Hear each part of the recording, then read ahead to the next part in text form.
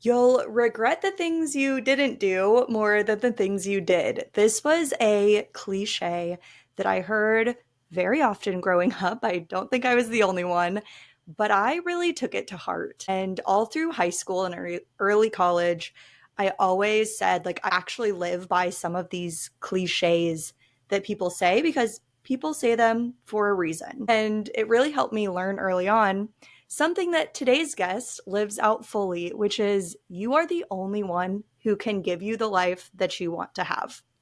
Today's guest is all about staying curious, creative, and she is always up for an adventure. She is a wife, mom, and proud grandma in her Bunton party of 10.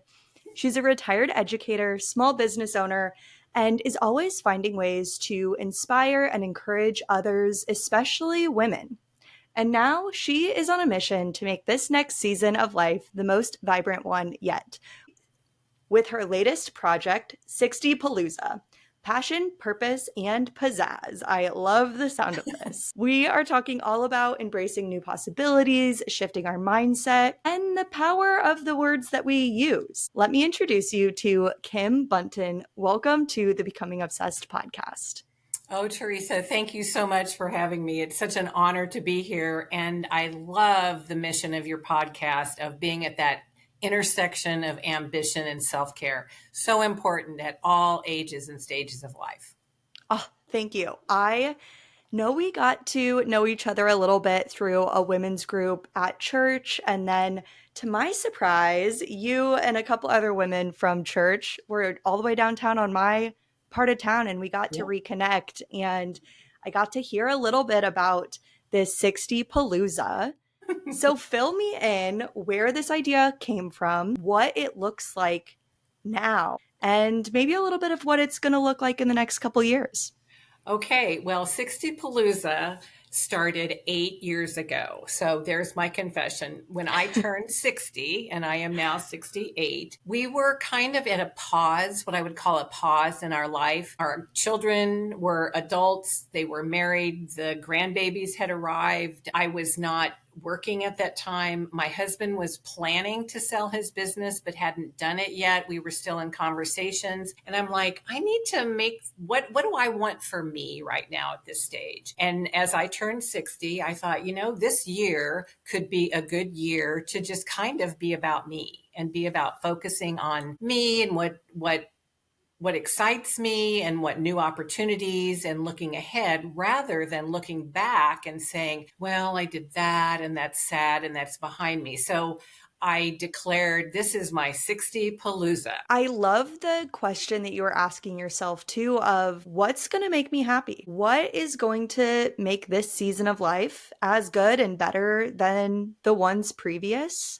Yes. Was that a kind of natural progression for you of, okay, let's check in with myself? Or was that kind of a 180 from how you were feeling in your 50s, maybe? It was probably a 180. And not to go too far back in my story, but I think it's fair to say that my mother was diagnosed with cancer when I was 13 and passed when I was 17. And because of that, when I became a mom, I was just so intent on, literally, Lord, please let me live to get my kids raised, because I had younger, I had other siblings and saw what an impact that could be. So there's nothing wrong with that perspective. And we did great. But then when my kids graduated from high school and I was empty nest and I wasn't working at that time, I was like, I hadn't even allowed myself to think beyond that age and stage of life. And I hope other people do that. And maybe, when young people are thinking, I'm never going to get out of this stage, whatever that is, the grind or work or whatever. But I was indeed out of that. And I love to have women draw a timeline, like just a line out on a piece of paper, put a 0, and then I always tell them put an 80 at the other end. Let's just say that you're gifted with 80 years of life. Where are you right now? And how long was that in school? And how long could that be with raising a family? There's still a ton of years after that. And I just believe that intentionality and planning for that, you're the only one that can give you the life you want. Yeah. there's so much more than just the moment we're in, but it's so hard to see past that. I love that Yes. exercise that you have them do.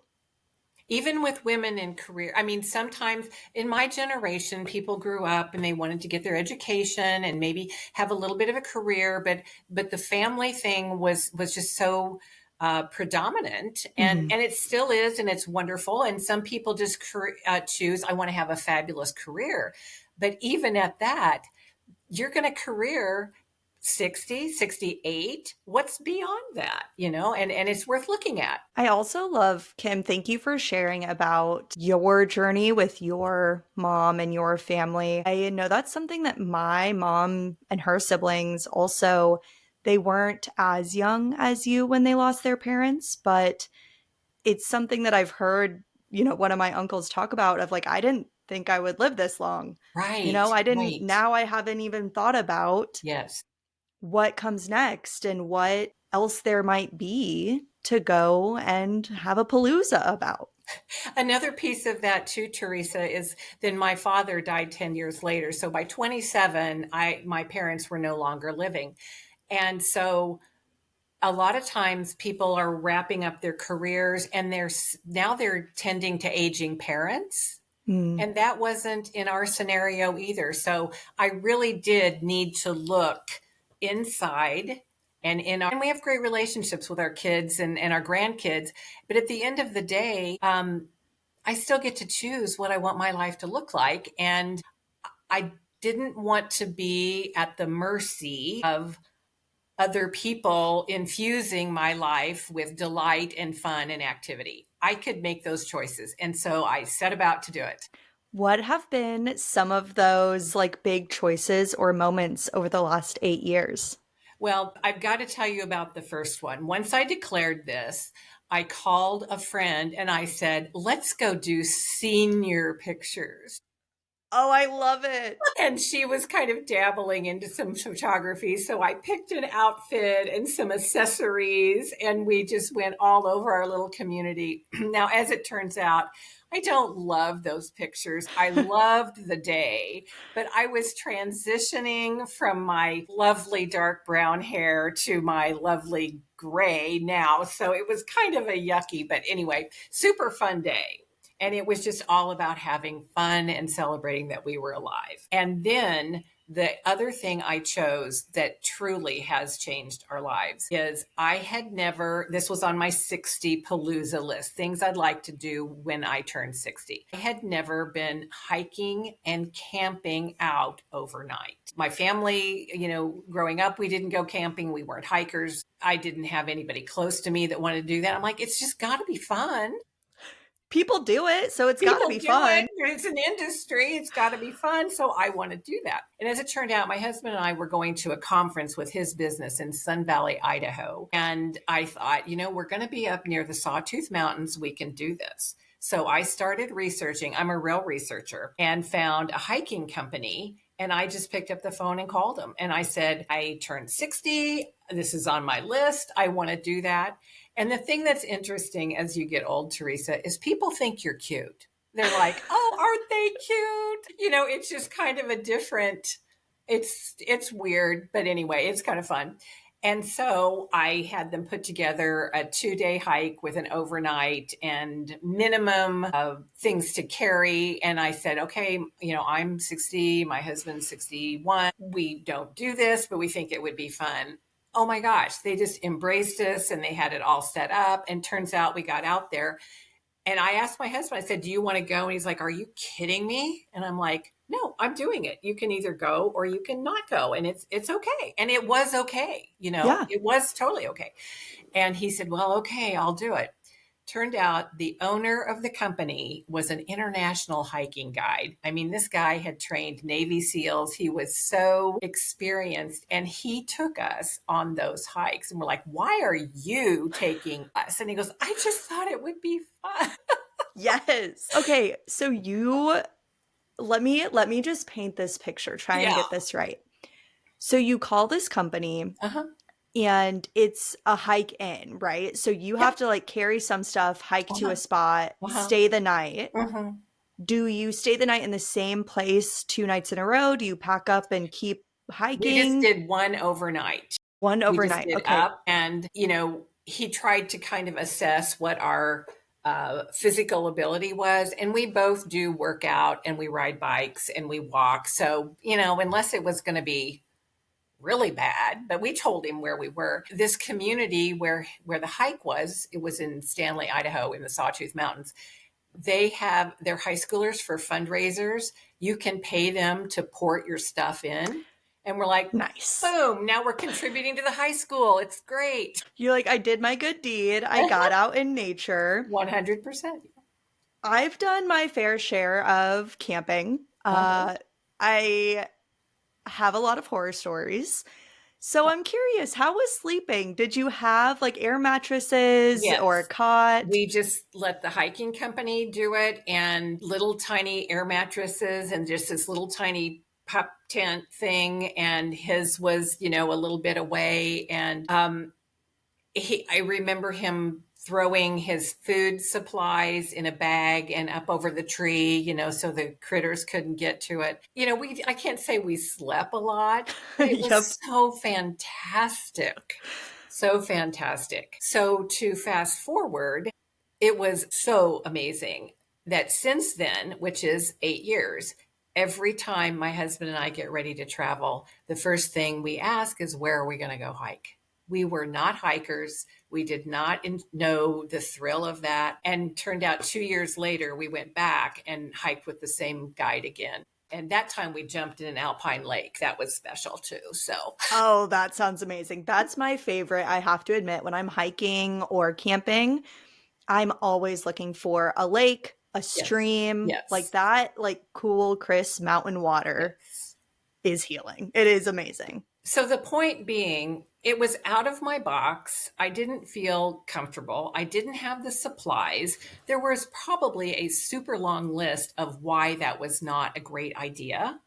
You know how we can all talk ourselves out of great things? And I'm like, no, we'll just ask them. I mean, people do this. And it was affordable. It was, we had to make all those choices that would work. And such an impact of how it literally changed our lives. We both enjoy that. We both enjoy hiking. We've met so many amazing people. And that was just one thing on our list. And as it turned out, when we were at the conference then a few days later and started telling people about 60 Palooza, every time I mention it, people just really kind of light up and like, tell me more. This is kind of intriguing. And so I still keep talking about it. I think it's worth talking about and encouraging people to consider. I think it is too. We can get so in that, like you almost said, this wasn't in your box. We Yeah. can just be so in our box and not consider that we are, not think outside the box, not Right. have these ideas to change our life. That's what this podcast is about, is Yes. when you really start to feel like something is off, or you're have these what ifs. What if I go hiking? What if Right. I made my 60s the best time of my life? What would Right. that look like? What would it take? Well, exactly. And it's so important to also take a look at. I did start making a list trying to get 60 things. Well, it didn't take long, that there was no way I was going to accomplish all that in 1 year. And I thought, yeah, I've got a decade, right? Yeah. And as I've processed, it doesn't have to be a 60 Palooza. Anybody can do a Palooza. And I'm working on kind of ways to offer that out up for a lot of different groups of people. But the thing that was so important to me was I had big things and I had little teeny tiny things. I had dramatic things. And I know you're going to ask me, you want some ideas. One of the things I had on my idea, and we were living in a small rural community in Missouri at the time, just a great place to be. And so one of the things on my list was to visit 4 places within an hour that I had never been before. And oh my gosh, we had such a fun day that day. We went to a cafe, a roadside cafe that we had never been to, the old mashed potatoes, fried chicken, gravy, Hmm. homemade pies. And I called a couple of my girlfriends and I said, "Hey, I'm going 60 Palooza today. You want to go?" And they're like, "What?" I'm like, "Just come on. It'll be fun." And I love that too because I in the last 6 to 8 months have really been on this idea of play and Yes, I've experiencing heard that. life. Uh-huh.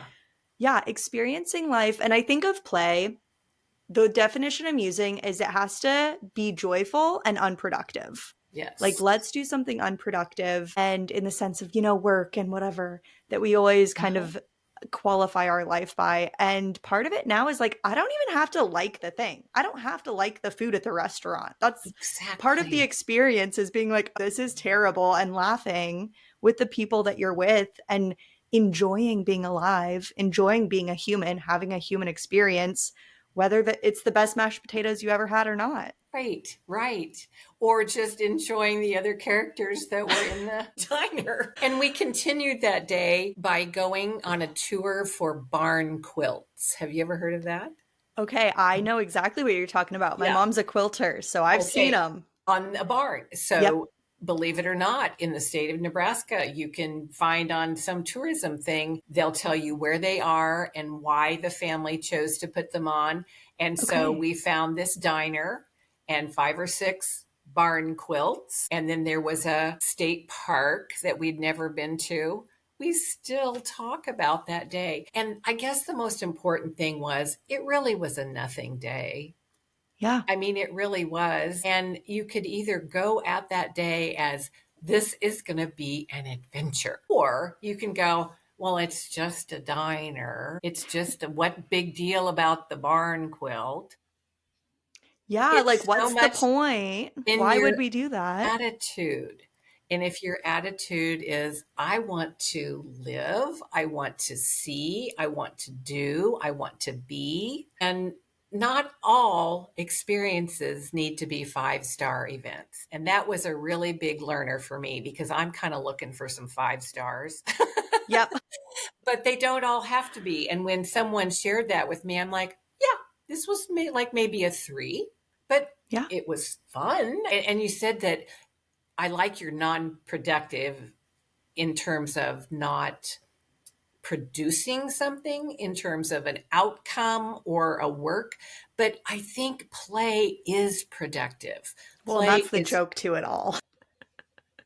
don't tell them, but it is very productive in your heart and in your soul. And I do think there's even science that goes along with when you get out and away that your brain can reset and be more creative. And I had things like, I shouldn't confess to this, but when I was in high school and we had to read the classics, I'm pretty sure I did the Cliff Notes, right? Hmm.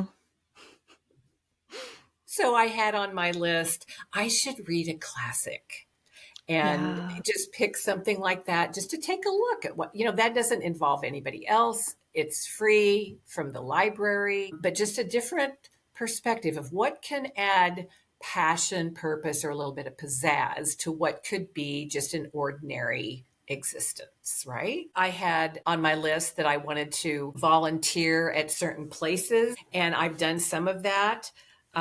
Some were some trips we wanted to do. One of the things I did was I picked 3 5Ks that I wanted to participate in by walking. Hmm. And the point of that was I like to exercise. I wanted something on my calendar. And then I chose, they're almost always for a fundraiser, right? Of whatever their cause was, of a cause that I felt like was worthy of my time and that donation and get the t shirt. So that was something I did. Can you see that they're so all over the place, but so simple? Yeah. And I think that's the key too is we like simplicity is key. And we Yes. often feel like if it's worth doing, it has to be big and showy and worth talking about. Right. But because of that feeling, I think it almost holds us back from doing or enjoying.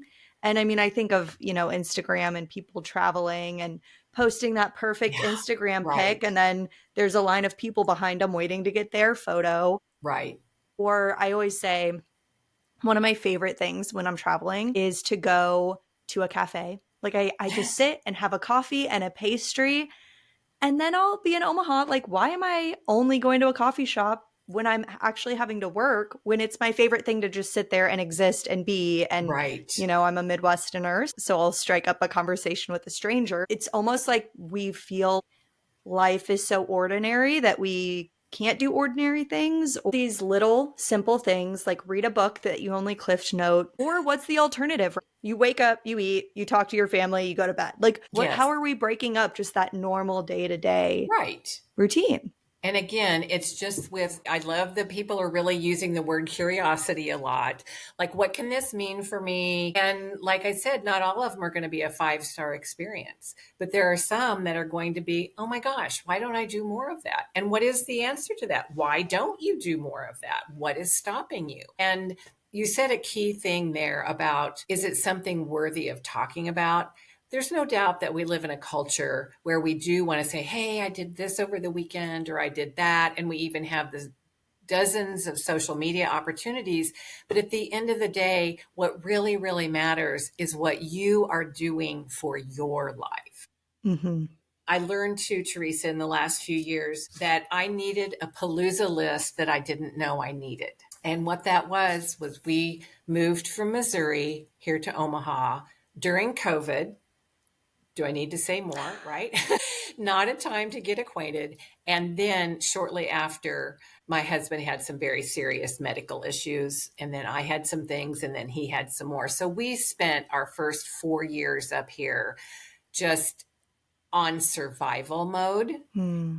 And that is why here I am 8 years in and trying to pick this back up again.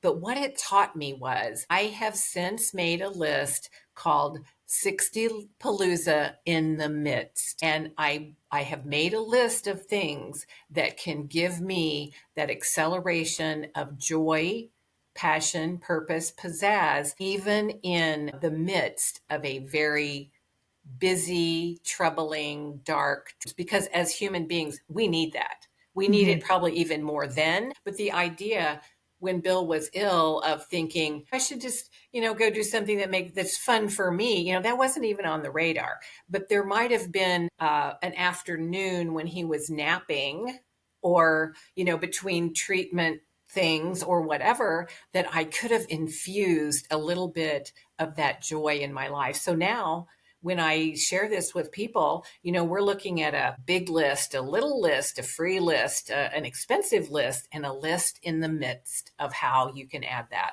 And giving it that much context, I think helps you to really integrate it into your life instead Yes, of just waiting for the big ones or getting right, too used to the small ones. And now I feel like I'm Goldilocks and the Three Bears, just right in the middle. right. Yeah.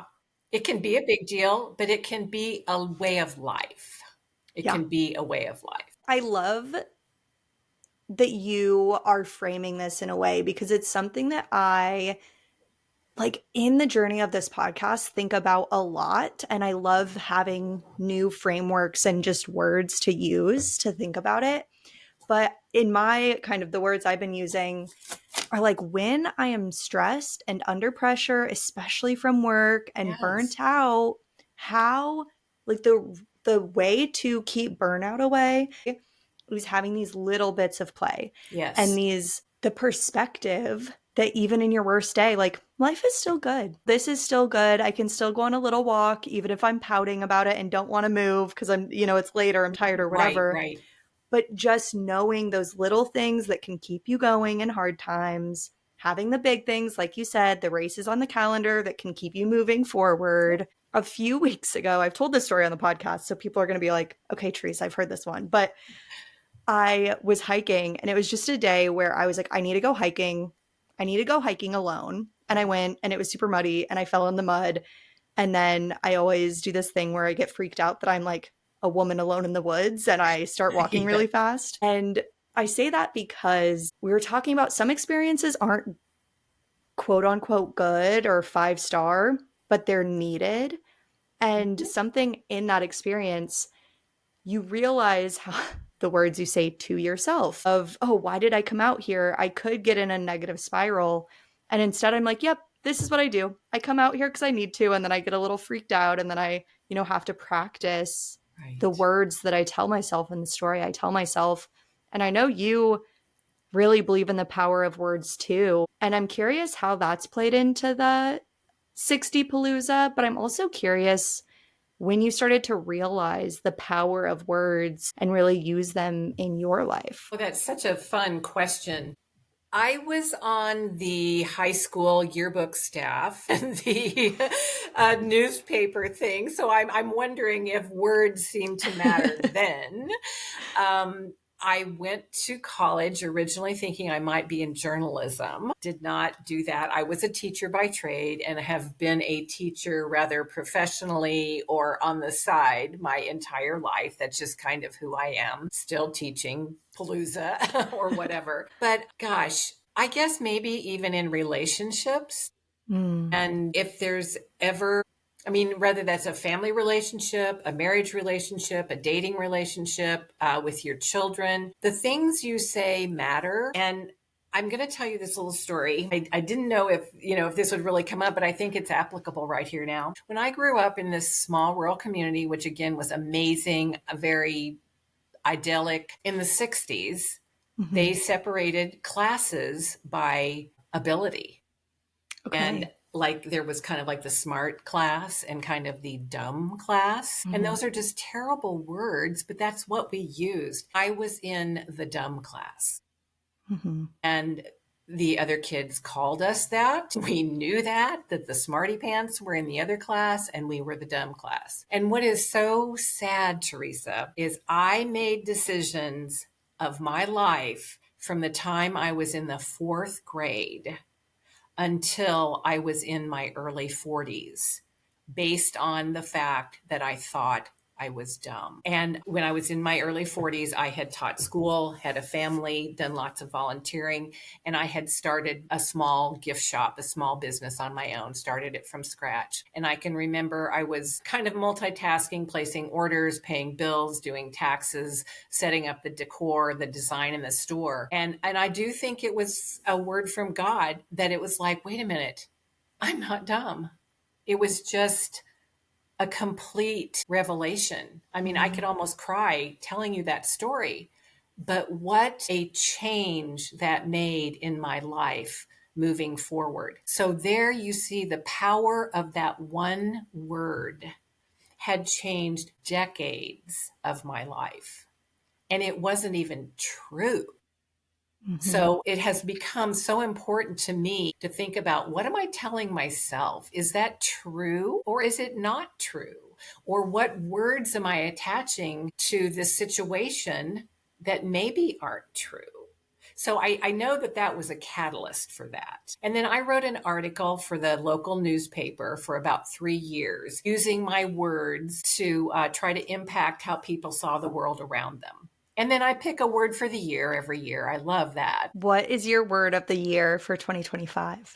2025, my word is give. Okay. Mine And is play. I like that. I like that. So anytime you want to, I'll be glad to give you an afternoon of play. Okay, I You love want to it. go hang out. We'll put our words together. Yeah. I Again, thank you for sharing that story. I was having goosebumps as you were talking about it Yes. because it is so true and Mhm. an experience I think everyone listening will know what their word was Right. that maybe they're still carrying with themselves Or or children hear you're worthless, or I don't want to mhm, hear what you think, or I mean, we all have a repertoire of what is in our mind of things we hear that we need to process. What do those words say and what do they mean, and what can we do to replace them with truth that benefits and moves us forward? are there any like exercises or advice if someone is like, okay, how do I deconstruct some of these things I believe about myself that I don't realize are false or I haven't considered if they're true or not? How we check in with ourselves. How have you kind of checked in with yourself or learned to be aware of these untruths? Gosh, I think I was introduced a long, long time ago to a book of the lies women believe and the truth that sets them free. And that was, probably 20 or 30 years ago, was a book that was in a lot of people's hands. There is so much exciting stuff on neuroscience right now, podcast everywhere, books, TED Talks, all the things, which is so exciting that we have the ability. The brain has a negative bias. It's easier Mhm. for it to remember that negative bias, but we have the ability to go, now, wait a minute. Is that really true? Or is that something I've been thinking? And I've been doing a lot of that. I've added a lot of journaling to my daily thing so far in 2025. And one of the things is just a good old fashioned cognitive behavioral therapy is, what is my thought? And how does that make me feel? And then what action? And then I want to flip that thought and say, well, that isn't so. And what is true about that? So I love the journaling. I think that's such a good way to get in touch and find out who we are and what we do believe. And I'll also add that the only difference between you, I don't want to say like being dumb and not being dumb, is you believing it. So even yes, if you think you are and you're listening to this, just start telling yourself you're not, and it will feel false. And just start telling yourself differently and act as if it's true. This is yes. something that I have been doing a lot. And there's a lot of things that would be way beyond me, but I do have a lot of gifts. And there were times that I would look at, I remember in college going, oh, I could never do that. I could never do that. Well, you know what? Maybe I could. Maybe I could. I can do a lot more things if I wanted to, and if I had the belief and the confidence. And, you can believe that life is sad and horrible and awful, and it probably is. Hmm. Or you can reframe that and say, I'm very lucky. I'm very blessed. I'm going to find an adventure today. It's kind of a choice. And that's what I love about the neuroscience things, just encouraging people to be responsible and realize that you are the only one who can give you the life you want. It's so empowering and exciting and easy and free. It can start with those little things on the list too, or with a big old hiking trip. That's right. That's right. Something that I come back to when it comes to words, one thing that I think of is just even in the Bible, when it's like, in the beginning was the Word, and the Word was with God, and the Word was God. And just this idea that God spoke the world into Yes. existence. Creation came from words, and we were made in his image. And so we also have that power of creation through what we say. That's And exactly it gives right. us that responsibility, more than even the opportunity, that responsibility that what you're speaking out loud, what you're thinking, is going to shape the direction of your life. It is. And every person, if you ask them the question, think of three negative things that somebody somewhere along your life has told you. Boom, boom, boom. You can't even stop at three, right? And then if you think, tell me three positive things. Sometimes, unfortunately, we have to really work and dig at that. The brain does have a negative bias, but the power of the words is the same either way. I'm sure you Mhm. remember some time that someone told you, you are so gifted and so talented in that, and it does something for your soul. So not only, like you say, God spoke the word, he said the word. I've taught classes about picking a word and how important your words are. And think about what a gift we have, that we can infuse life and hope and positivity in other people's lives just by the words we say when we meet them, or even the words that we choose not to say when we're around them. Yeah.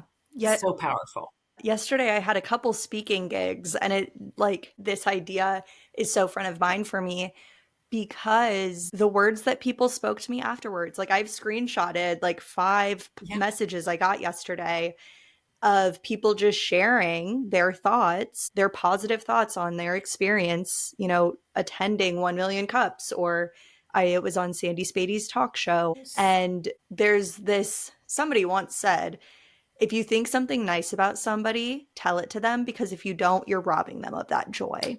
Very good. I like it. Right? I'm like, I don't remember who said it. It might have even been like Pastor Craig, honestly. But, and when you say these positive things to people like that, I have to screenshot them because I won't remember it, right? I'll remember the negative, or my brain will automatically want to think of the negative, the criticism. And so I screenshot these and I put them in a folder in my phone.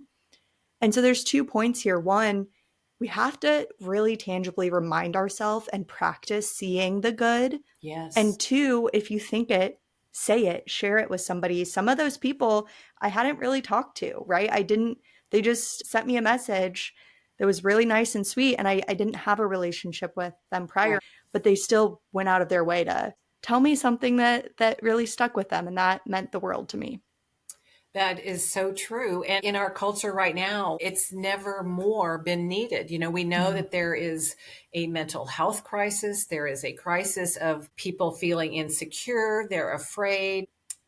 There's just a lot of negative that can kind of fall on us like rain, but we have the ability to rethink, not in a Pollyanna way. I mean, the world is real. The world has hurts. And, I've had my fair share, as I'm sure you have, and all your listeners have. But how you frame it, the words you use to talk to yourself, to silence that inner critic, the words you say to other people. With my word for the year, give, I'm kind of breaking it down into there's so much giving involved. I'm going to give some material things, I'm going to give some things financially, but I've also got on there that I'm going to give encouragement, I'm going to give myself grace. I'm going to give my husband grace. I'm going to give a darn about a few things. But one thing, a habit that I started many years ago, this is kind of a fun little story, is if I'm going through a drive through for my little Diet Coke or whatever, to just thank that person for being there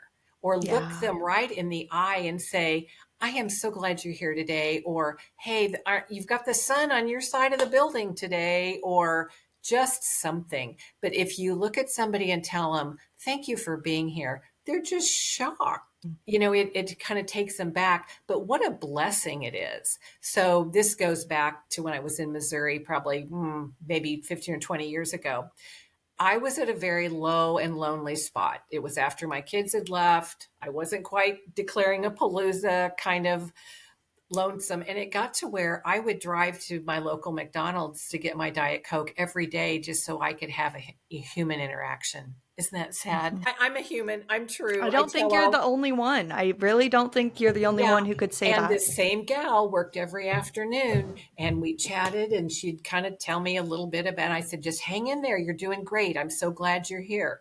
Well, fast forward a few years and she was applying for a job in a different, it was quite a nicer job for her. It would be an amazing thing. And I said, I hope you get that job. I'm going to pray for you on that. Do you know, she put me down as a reference for those people and she got that job. I'm not saying she got that job because of me. I'm saying I encouraged her. She heard it.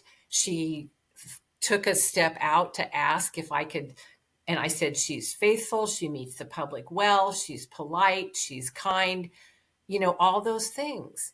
Well, I didn't set out to help somebody find a job, and I have seen her a few times and it's just kind of, make it makes me want to hug her and be thankful because she was there for me too in just a silly drive-through interaction way.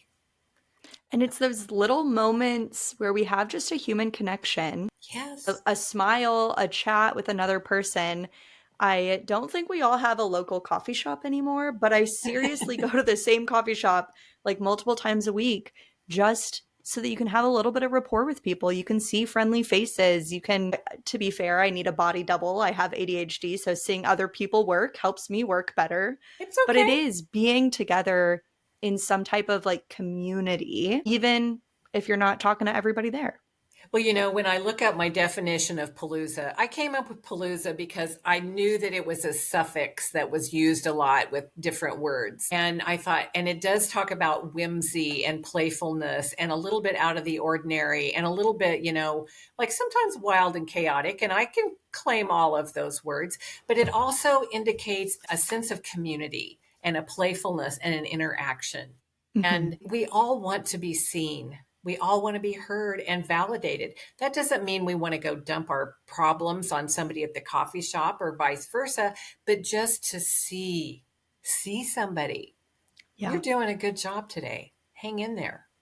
I liked what you said too.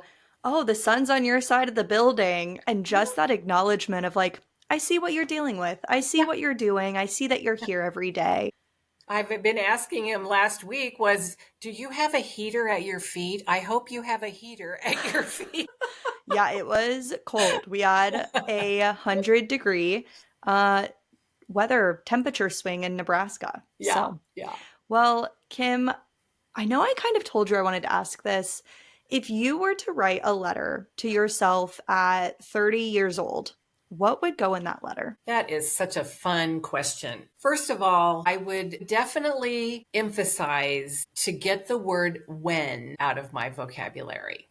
Like I'm going to say when I have a baby, when I am married, when we get this paid off, when we buy a house, when we get a different car, all of those things. Because here I am, 68 years into the role, there's always going to be something, even if when I get through this illness, whatever. So living is for now. I would definitely tell that 30-year-old Kim, find your place to find quality moments and spaces that bring you energy and delight and joy.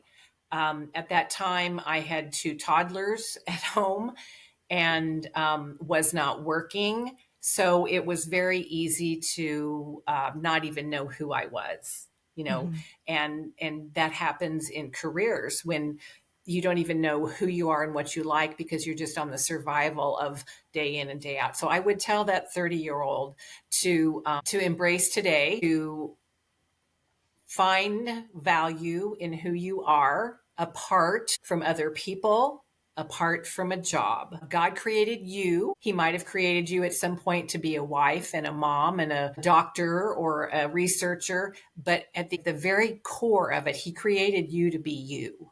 So, who is that you? And what can you do to contribute to the goodness of this world and follow the things that God has given you to do? That's a beautiful letter. I'm like writing it to myself right now, taking all of your wisdom. One question before we kind of get into my last series of questions. We hear a lot about, be you and like be who you are. God created you outside of your roles, outside of, being a mom or your relationship to other people. And in those moments, right, when you were saying you had two kids at home, you're like taking care of humans, or, even in a job where it's like you've got to keep things running. How can people stay in touch with who they are or kind of refine who they are or step outside of just the roles and titles to see what's underneath that? Gosh, that's a good one. As you were saying it, it just came into my mind that when you say apart from goals and that kind of things, I believe that we are, the Bible says God gives us the desires of our heart. And some people think that means that if we desire something, God will give it to us. I think it's the other way around. I think that God places something in our heart to desire that will fulfill who we are. I think I've always believed that we all have a mission or kind of a direction that includes the values that we have. And I don't think that mission changes. I think the way you live it out can. For example, if I go for a long time, I thought I was hopping all over the place, Teresa. I thought I taught school. I wanted to do this. I wanted to have a business. I did this. I volunteered for Operation Christmas Child for 5 years. And then when I stopped to look at it, there were common denominators in everything. It was always about my faith, was always about children, loving children. I taught kindergarten, I packed shoe boxes for children, and it was always about my home. I have just had, and I never sat down and wrote a goal that said, gosh, I want to work with kids, but just things that continually mattered to me. So I would say, not asking the question of who am I, just start listening. What are the things that continuously matter to me or come before me again? Do you see what I mean? And I want to add to that too that we don't, I know I asked this question is in like, how can we find the answer? But I also want to preface that we don't have to have an answer. No. And it's like you said, you see it in hindsight, you see it You looking back. you take the next right one step and Mhm. feel confident in that. I could tell you the exact moment I feel like that God called me into ministry. I was with some youth at a little retreat, and we went to the altar to pray all together. And I had been in a really deep season of, God, what is it you want me to do? What is it you want me to do? Blah, blah, blah, blah, blah. Like we all are, right? And I stood up, and I know in my spirit, he said, I want you to go into ministry. And my response silently was, well, I hope you're kidding, because I'm not doing that. You're like, nope. Yeah, no, because I'm immediately picturing a robe and a collar and the head of the church and doing funerals. So I sat on that for quite a while to Mhm. myself. It's like, no, I'm not doing that. I could say all day that, oh God, I'll do whatever you want to do. Well, let me pick and make sure it's okay, right? And then as I just continued doing what I was doing, taking the next right step, it became very clear again that it was to be women's ministry. Mhm. So I took some training, and shortly after I finished that, I was got connected with Operation Christmas Child. In a way, it could seem like, wait a minute, what are you doing? Now you're packing shoe boxes, now you're in philanthropic work. What about your women's ministry? Most of the people that I was working with in the Eastern Nebraska area, most of them were women. I was recruiting volunteers, I was training them, helping them find a place of joy, of service. And God so graciously revealed to me, Kim, this is your women's ministry right now. Mhm. And since then, it's time and time again that something we hosted. A beautiful young lady from the church was an intern, and she lived with us. He brought them through my front door. And so it would be one thing to go, wait a minute, but I thought you were sending me here. So Mhm. I would just say be open in your thinking of not trying to look about it's going to be A, B, C, D, and then I'm going to do this, because God is too creative. He's too clever. He knows what he's doing. And just take the next right one step and be beautifully surprised at how that plays out. And that's what I'm looking ahead. I'm not done yet. If I was done, I wouldn't be here. Yeah. And so what is that next step? How can I reach women? How can I share with women? How can I make somebody feel better about themselves? How can I help them find their passion, purpose, and pizzazz in some life? So being open to the evolution rather than hard stuck on this is what I'm going to do, because I'm telling you, I don't know that it'll turn out just like that. Well, I will say that you are living it out right now. I feel that passion and pizzazz, and I know that anyone listening is going to feel that from you as well. Well, thank you, Teresa. I want to know a couple things, Okay. Kim. What are you currently obsessed with that is really filling your cup so that you can pour out and give into others? I go to a weekly Bible study that the community is just really very supportive right now and is very good. And I also am a lifelong learner. I guess maybe teachers are lifelong learners. So I enrolled in a class for about 6 months. It was an online class. And that was very, very good to fill me up and keep encouraging me. And I didn't really have a desk space set up here at home because I was no longer running a business. I was no longer, having this volunteer position, but I've kind of set up my little desk space again, and that feels good to me. And I'm always looking for, classes to take or a workshop or a retreat or something like that. So that is a hardwired thing in me is I love learning. And I did never wake up one day and say, gosh, I bet that's on my list. And creativity on the Strengths Finder 2.0, ideation is my number one. If I'm not having ideas, I'm not living. Yeah. You moved to Omaha, you said during COVID, and Yes. I want to know what you're obsessed with in Omaha, whether it's community, food, anything. I love the opportunities. There's just I guess I would have to say the diversity. So many great restaurants. We love the theater, we've gone to the Rose with children's, we've gone to the community playhouse, the Orpheum, concerts, the Holland. So I love that. But I love that it's for us a much bigger place than we were. We were in a very small rural community, but also it seems pretty easy to me to get to know people Mhm. and it's very easy to get around. So I would say I'm obsessed with the opportunities. That's a good one. Yeah. I love that. I also feel like Omaha, anything you want to do here, like you said, you're like one person away from having an in. People are so willing to get to know you, to help, Yes.